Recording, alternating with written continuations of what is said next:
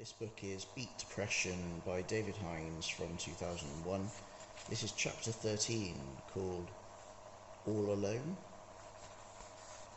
Pray that your loneliness may spur you into finding something to live for, great enough to die for. Dag Hammarskjöld, 1905-61, Diaries.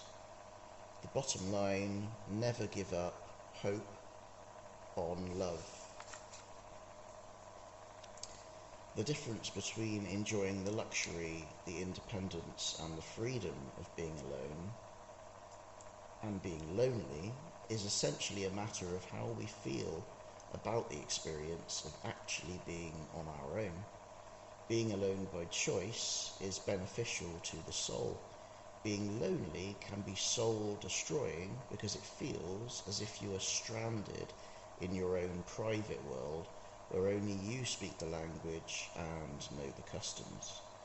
You can see other people, you can hear their voices, but you don't seem to be able to relate to them, and that hurts. It is humiliating. When you don't bond with anyone else and can't remember the last time you shared an intimate look with another human being, you begin to feel the pain of emptiness and abandonment. If you don't have someone in your life who cares, what incentive is there for you to get up in the morning and do your best? Perpetual loneliness can result in shame and self-neglect, and eventually you start to wonder if there really is anyone in this world who will love and cherish you. Almost everyone knows that dreadful sensation of being with people and at the same time experiencing devastating loneliness. There are many possible reasons why we feel isolated and alone when in reality we are not. Of all the symptoms of depression, the sense of being isolated and cut off from the rest of humanity must surely be the cruelest. On the other hand, all the lonely people who John Lennon and Paul McCartney were referring to in their song Eleanor Rigby were surely not all depressed all the time. Some of them may simply not have had a partner with whom to share their lives. I recognise the paralysing effect of loneliness and how it can impede recovery from depression. I shall help you through this difficult period in part 4.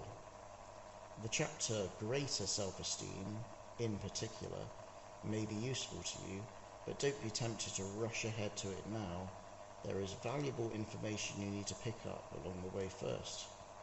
In the meantime, please believe that loneliness is a problem for many people, and it is conquerable. We shall conquer it.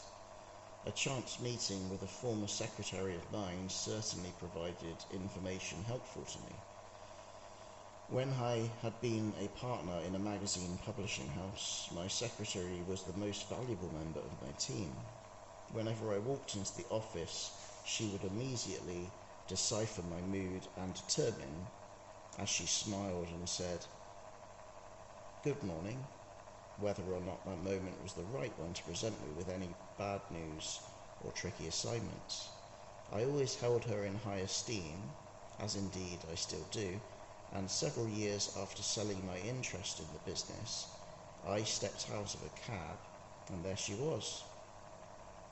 It was lunchtime, so naturally we headed straight for the nearest pub and got ourselves up to date with all the latest news and gossip. Just as we were about to leave, I couldn't resist the urge to ask her what she thought of me as a boss. At first she tried a touch of subtle diplomacy to sidestep the question. I persisted, confident in my mind that working for me had been the happiest 5 years of her working life. Being me, I just had to hear it from her lips. She sat upright and looked me directly in the face. "Are you quite sure you want to hear this, David?" she said, sipping the last of her wine.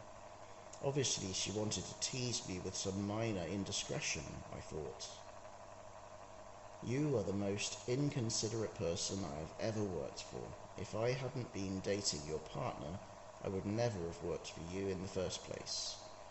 Do you remember that day when I almost crawled into the office on my knees? I remembered it well.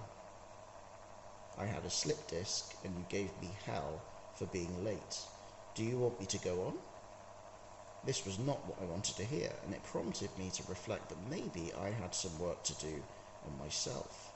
I never got around to it, of course, not until stroke time, when I was seriously ill, alone, and depressed. This was the time when I found myself with a need, forced opportunity, to work on my social skills. Strangely enough, my relationships, business and personal, seem to function more smoothly these days. You too will have your own opportunities to develop your new life and relationships. Who knows what satisfaction you will attain